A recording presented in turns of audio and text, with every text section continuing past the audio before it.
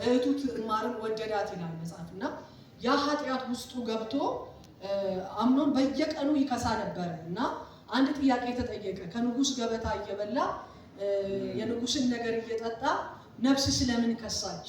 ለምንድነው የንጉስ ልጅ መልክ የሌለ ተብሎ ተጠየቀና አምኖን ነፍስ ውስጥ የገባው ነገር ነበር።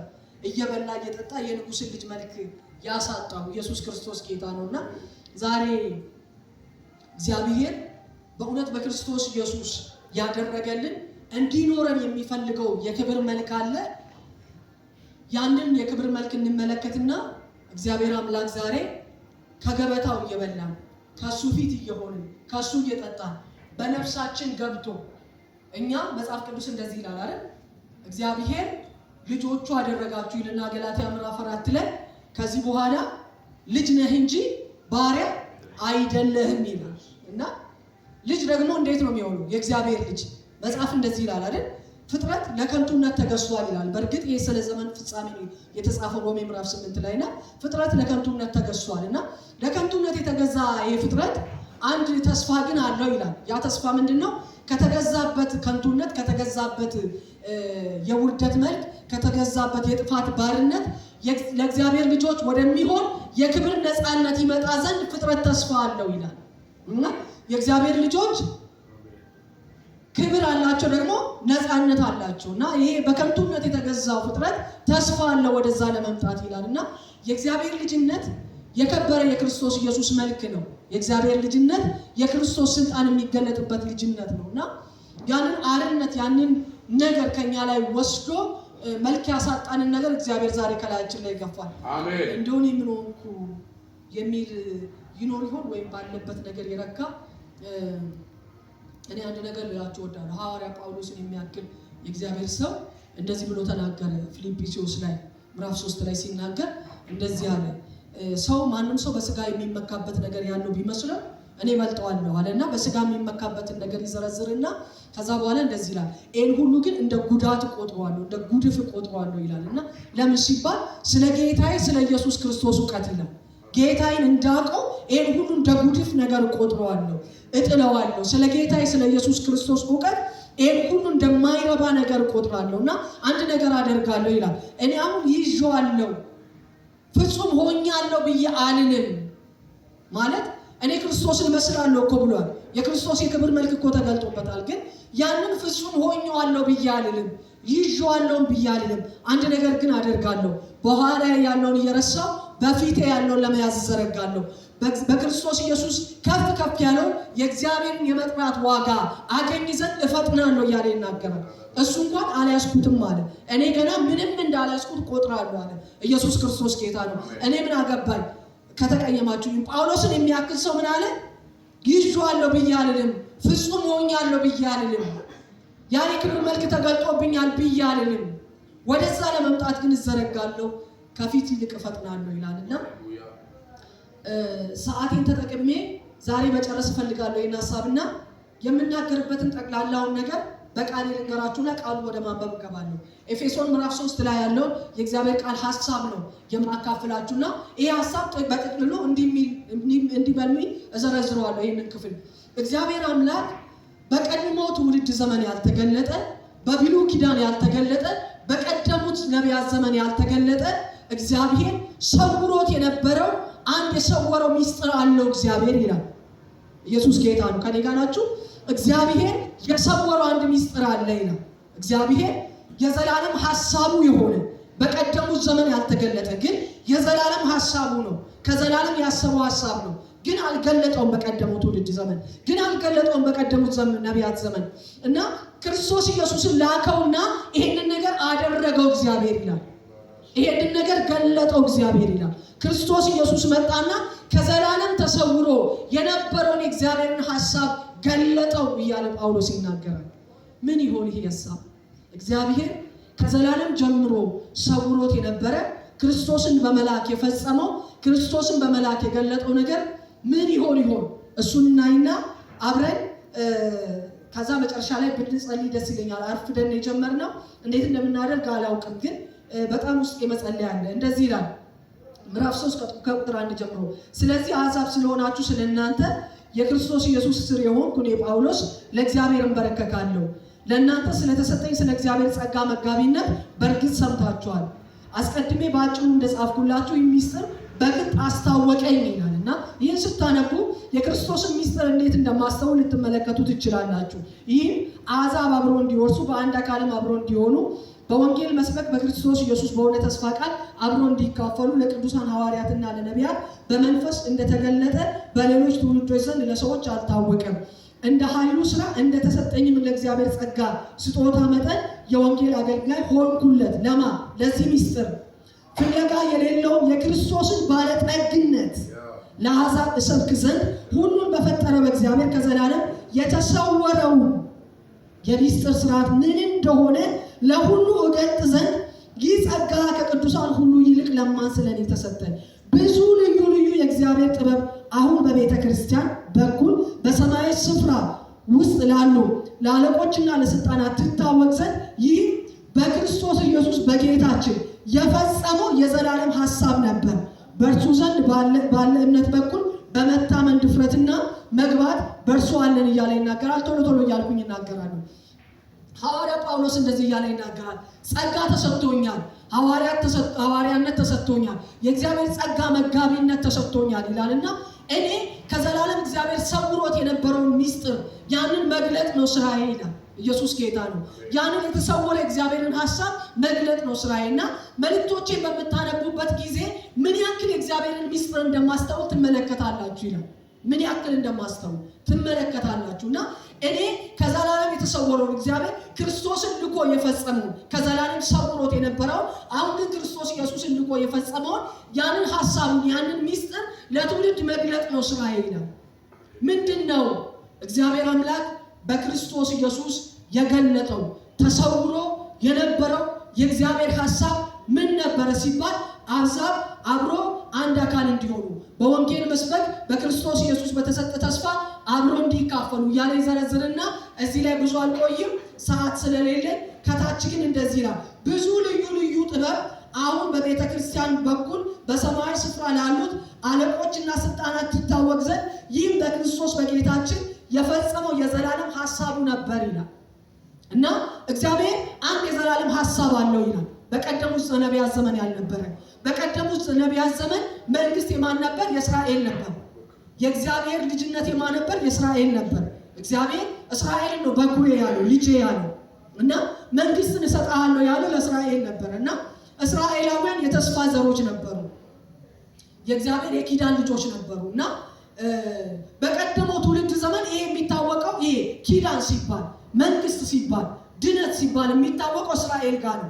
የእግዚአብሔር ልጅ መሆን ሲባል እስራኤል ጋር ነው የሚታወቀውና እግዚአብሔር ግን ከዘላለም አንድ ነገር ሰውሮን ነበር በብሉይ ኪዳን ዘመን ያልነበረ ይላል እና ምንድነው ሲባል አሕዛብ የዚህ መንግስት የዚህ አካል የዚህ እግዚአብሔር ልጅነት ተካፋይ እንዲሆኑ ምዕራፍ 1 እና ምዕራፍ 2 ላይ ገልጬላችኋለሁ ነው የሚለው ጳውሎስ። አስቀድሜ እንደጻፍኩላችሁ ይላል። ቅድም ባነበብኩላችሁ ቃል አስቀድሜ እንደጻፍኩላችሁ መልእክቶችን ስታነቡ ምን ያህል ሚስጥሩን እንዳስተዋልኩኝ ልትረዱ ትችላላችሁ እያለ ይናገራልና ሚስጥሩን ይዘረዝራልና እግዚአብሔር በአዲስ ኪዳን እያሳጠርኩ ነው የምናገረው። እግዚአብሔር በአዲስ ኪዳን አንድ ነገር አደረገ ይላል። እግዚአብሔር መንግስት የእስራኤል ብቻ ነበር፣ ድነት የእስራኤል ብቻ ነበር። በክርስቶስ ኢየሱስ መምጣት አሕዛብ ደግሞ ከአንድ አካል ተካፋዮች ሆኑ ይላል።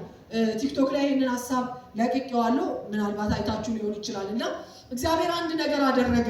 በአይሁድ ማህበረሰብና አሕዛብ በሚሏቸው ማለት እስራኤላውያን እኛን አሕዛቦችን ውሾች እያሉ ይጠሩን ነበር አይደል? ቡችሎች እያሉ ይጠሩናል፣ ኪዳን የሌለው እያሉ ይጠሩናል እና የእግዚአብሔር ስላልሆነን በጣም ይንቁናል፣ ይጠሉናል እና ጌታ ኢየሱስ ክርስቶስ መጣና ግን ያንን ጥላቻ አፈረሰው ይላል። ያንን ጥላቻ አፈረሰውና ጌታ ኢየሱስ ክርስቶስ አንድ ነገር አደረገ ይላል። ከአይሁድና ከምድር አሕዛብ መካከል አንድን ማህበረሰብ ፈጠረ ይላል። አንድን ማህበረሰብ ፈጠረ። በመካከል ያለውን ጥላ አፍርሶ አንድን ማህበረሰብ ፈጠረ ይላል። ያ ማህበረሰብ ምን ይባላል? የእግዚአብሔር ሕዝብ ይባላል። የምፈልገው ይሄኛውን ሐሳብ ነው። ያ ማህበረሰብ ምን ተመሰረተበት? በዛ ማህበረሰብ የእግዚአብሔር ቤተክርስቲያን የምትባል ኢየሱስ ክርስቶስ ጌታ ነው። አሁን ወደ ሐሳቤ ጋር መጥቻለሁ። እግዚአብሔር አምላክ በክርስቶስ ኢየሱስ ቤተክርስቲያን የምትባልን በምድር ላይ መሰረተ። በምድር ላይ መሰረተ። ይሄ ከዘላለም ተሰውሮ የነበረ የእግዚአብሔር አጀንዳ ነው። የዚች ቤተክርስቲያን አባልና አካል ደግሞ ማን ነው ሲባል አሕዛብና አይሁድ የምድር ህዝቦች። ጌታ ኢየሱስ ክርስቶስ ለራሱ ዋጀና እንደዚህ ብሎ አለ፣ አንተ ጴጥሮስ ነህ፣ በዚህ ዓለት ላይ ቤተክርስቲያንን ምን እላለሁ እመሰርታለሁ ብሎ ጌታ ኢየሱስ ክርስቶስ በእግዚአብሔር ተሰውሮ የነበረውን አጀንዳውንና ሐሳቡን ቤተክርስቲያንን መሰረተ። እግዚአብሔር አምላክ ተሰውሮ የነበረ አንድ አጀንዳና ሐሳብ አለው ይላል ሐዋርያ ጳውሎስ በኤፌሶን ምዕራፍ 1 በኤፌሶን ምዕራፍ 2 ላይ ይሄንን ይገልጻልና ተሰውሮ የነበረ እግዚአብሔር ሐሳብ ምንድነው ሲባል በሰማይና በምድር ያለውን ሁሉ በክርስቶስ ኢየሱስ መጠቅለልና በሰማይና በምድር ያለውን ነገር በሙሉ ለክርስቶስ ኢየሱስ ማስገዛት ይላል። በክርስቶስ ሁሉን መጠቅለል፣ ለክርስቶስ ሁሉን ማስገዛት፣ በክርስቶስ ስልጣን ስር ሁሉን ማስገዛት እና እንደውም መጽሐፍ ቅዱሳችን ሲናገር ምን ይላል? ዳዊት ሲናገር እንደዚህ ያለ ክርስቶስ ኢየሱስ ከመወለዱ ከብዙ ዘመን በፊት ስለ ክርስቶስ ኢየሱስ እንዲሚል ትንቢት ተነግሮ ነበር። ጌታ ጌታዬ ጠላቶችን የእግር መርገጫ እስካደርግልህ ድረስ በቀኜ ተቀመጥ አለው ብሎ ዳዊት ስለዚህኛው ዘመን ተነበየ። ማለት እግዚአብሔር ጌታ ኢየሱስ ክርስቶስን ጠላቶችን የእግር መርገጫ አደርግልሃለሁ በቀኜ ተቀመጥ አለው ይላልና ይሄ ቃል ምን ማለት ነው ሲባል ላብራራላችሁ። በድሮ ዘመን ንጉስ ዙፋን ይሰራለታል። ንጉስ በዙፋኑ ላይ ይቀመጣል። ከዛ ከንጉስ ዙፋን ስር የእግሩ ጫማ መርገጫ ይሰራል። የእግሩ ጫማ መርገጫ ይሰራልና ያ የጫማው መርገጫ ለምንድን ነው የሚያገለግለው ሲባል ንጉስ ከሌላ ሀገር ጋር ጦርነት ሲኖርበት ጠላት ሲኖርበት ሄዶ ይዋጋና ያንን ባላጋራውን ያሸንፋል። የዛን ሀገር ንጉስ ወይ የጦር መሪ ካሸነፈ በኋላ ያንን ሀገር ካሸነፈ በኋላ የዛን ሀገር ንጉስ ወይም የጦር መሪ ወደ ሀገሩ ያመጣና ይገለውና አንገቱ ዙፋኑ ስር አድርጎ በዛ መቀመጫ ላይ አድርጎ እግሩን ያደርግበታል። ከዛ ጠላቴን ገዝቼዋለሁ፣ ተቆጣጥሬዋለሁ፣ በቁጥጥሬ ስር ነው ይላልና እግዚአብሔር ጌታዬን አንድ ነገር አለው።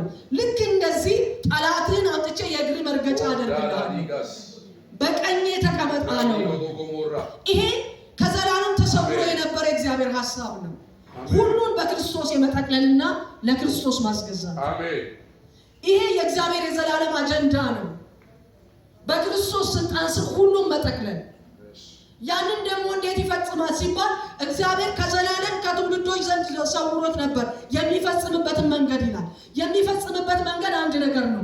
ኢየሱስ ክርስቶስ በምድር ላይ ይመጣና ቤተክርስቲያን የምትባል ይሰራል።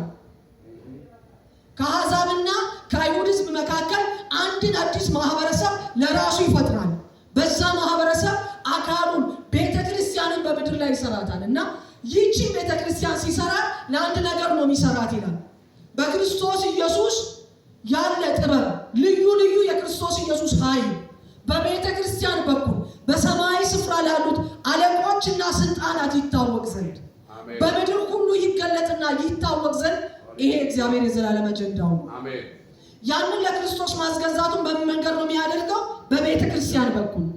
ይህቺ ቤተክርስቲያን ኃይሉንና ስልጣኑን ሲገልጥባት በነማን ትታወቃለች ሲባል በአለቆችና በስልጣናት በሰማይ ስፍራ ባሉት በመላእክት ትታወቃለች። በሰማይ ስፍራ ባሉት ትታወቃለች። በአጋንንቱ ዓለም ትታወቃለች። በጨለማው ዓለም ትታወቃለች። በምን ትታወቃለች? በልዩ ልዩ ጥበብ፣ በልዩ ልዩ ጸጋ፣ በልዩ ልዩ የእግዚአብሔር ስጦታ፣ በልዩ ልዩ የክርስቶስ ኃይል መገለጥ ትታወቃለች። ይህን ነው ቅድም ያልኳቸው። አምኖን አንተ ከንጉስ ገበታ ነው የምትበላው። የንጉስ ልጅ ነህ፣ ግን የንጉስ ልጅ መልክ የለህም። መጽሐፍ ቅዱስ ስለ ቤተ ክርስቲያን ሲናገር ምን አለ ሐዋርያ ጳውሎስ? በኤፌሶን ምዕራፍ 2 ምዕራፍ 1 ላይ ስለሚናገረው ነገር ነው እና ምዕራፍ 3 ላይ የሚዘረዝረው እሷ አካሉ ናት ይላል። ሁሉም በሁሉ የሚሞላባት የእሱ ሙላት ናት ይላል። ምን ማለት ነው ሲባል ቤተ ክርስቲያን የክርስቶስ ሙላት የመንግስቱ ሙላት የሚገለጥባት ናት። ኢየሱስ መጥቷል፣ በምድር ላይ መንግስቱን መስርቷል።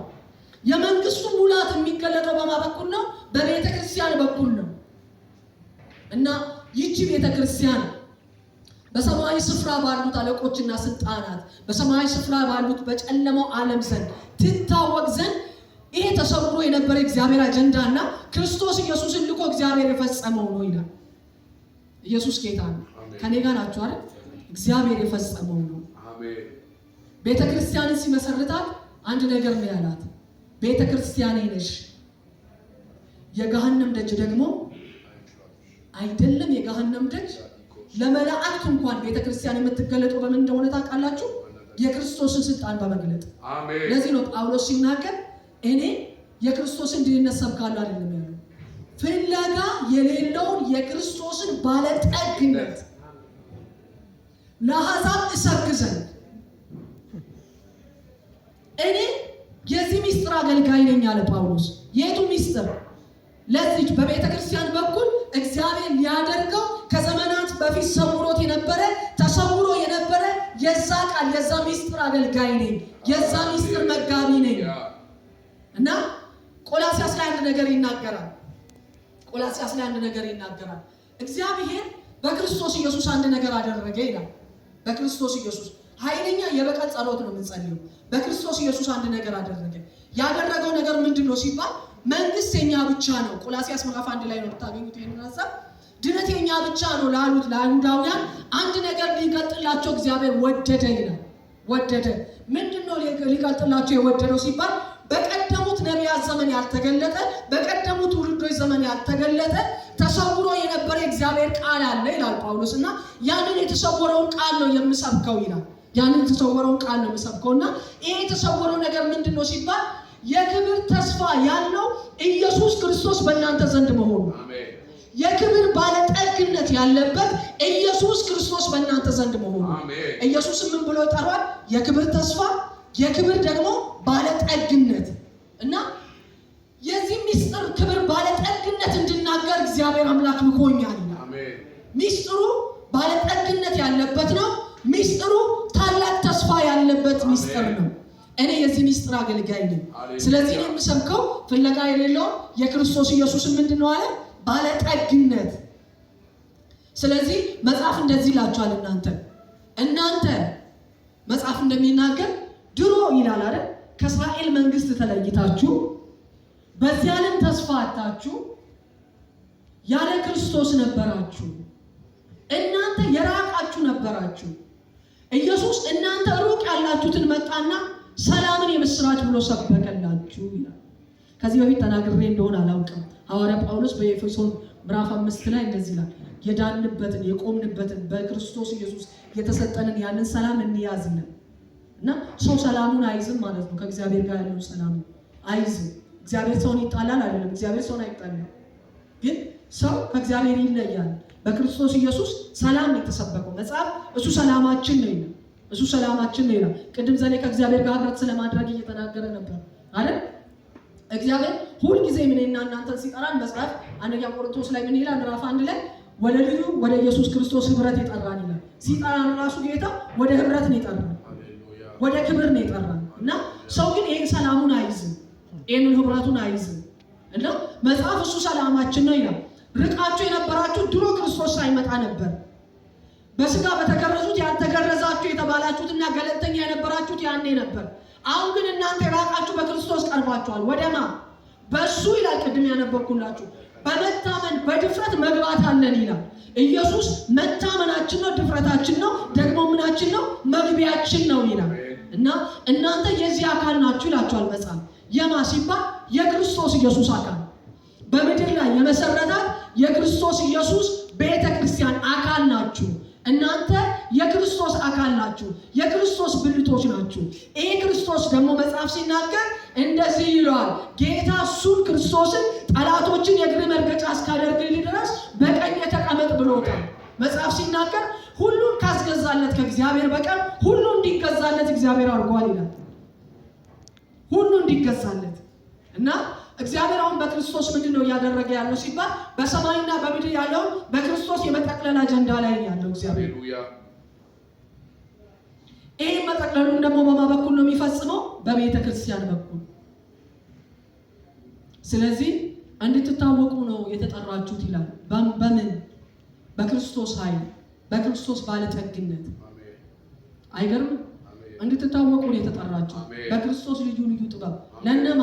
በጨለማ ስፍራ ላሉት ለነዛ፣ በላይ ባሉት በመላእክቶች፣ በሰማይ ሰራዊቶች በዛ ሁሉ ፊት ይቺ ቤተክርስቲያን በዚህ ነገር እንድትታወቅ ነው እግዚአብሔር የጠራት። ኢየሱስ ክርስቶስ ጌታ ነው። ለዛ ነው የተጠራችሁት። ይሄን ሊገልጥባችሁ ነው የጠራችሁት። ከዚህ በፊት ስለ ገሃነም ደጅ ነግሬያችኋለሁ አይደል? የገሃነም ደጅ ወደ ቤተክርስቲያን ይመጣል አይልም መጽሐፍ አይልም።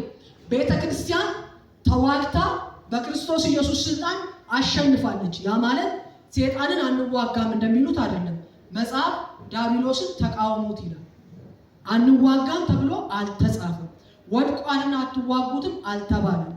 የወደቀውን ግን እንዋጋዋለን እና መጽሐፍ እንደሚናገር እንደዚህ ያለ ጌታ ኢየሱስ ክርስቶስ አሁን ከምድር ከፍ ከፍ የምልበት ጊዜ ነው፣ የምሰቀልበት ጊዜ ነው።